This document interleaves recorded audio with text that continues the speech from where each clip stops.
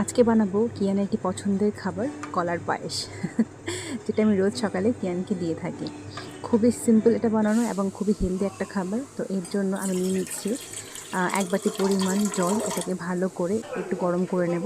আর এই হচ্ছে আমার হোমমেড সেরেলাক। এর মধ্যে আছে ওটস, কাজু বাদাম আর মাখানা আছে। এগুলোকে ভালো করে ড্রাই রোস্ট করে আমি গুঁড়ো করে নিয়েছি। এটার একটা ভিডিও আমি অলরেডি আপলোড করেছি, তোমরা চাইলে সেটা দেখে নিতে পারো, হোমমেড সেরেলাকের রেসিপিটা।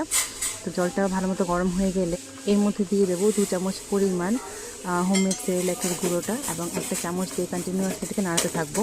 নাড়ানোর একটাই কারণ, যাতে এর মধ্যে কোনো লাম্পস না চলে আসে, কারণ লাম্পস যদি চলে আসে তাহলে ও যখন খাবে তখন ওর মুখে লেগে যাবে এবং ওর সেটা খেতে চাইবে না। এটা সবসময় হয় যে কোনো লাম্পস থাকলেও খেতে চায় না। তো এটা 4 থেকে 5 মিনিটের মতন কুক করলেই আমাদের কলার পায়েস রেডি। এবার কলাটাকে স্ম্যাশ করে এটার সাথে মিশিয়ে নিলেই রেডি হয়ে গেল আমাদের কলার পায়েস। কলায় প্রচুর পরিমাণে পটাশিয়াম আছে, ক্যালসিয়াম আছে, ভিটামিন সি আছে, যা বাচ্চাদের হজমে সাহায্য করে এবং কোষ্ঠকাঠিন্য দূর করে।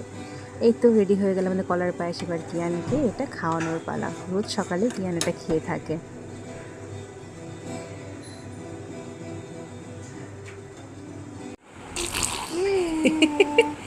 নাও, একটু খেয়ে নাও, খেয়ে নাও, খেয়ে নাও না, টেস্টি খাবারটা তো খাও, একটু খাও।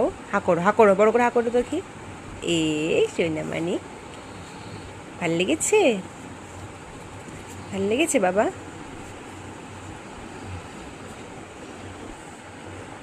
আঙুল ছড়াও।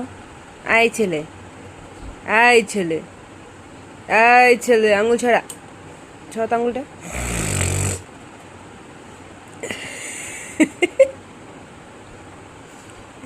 গুড বয়, হা করো, গুড বয়। আবার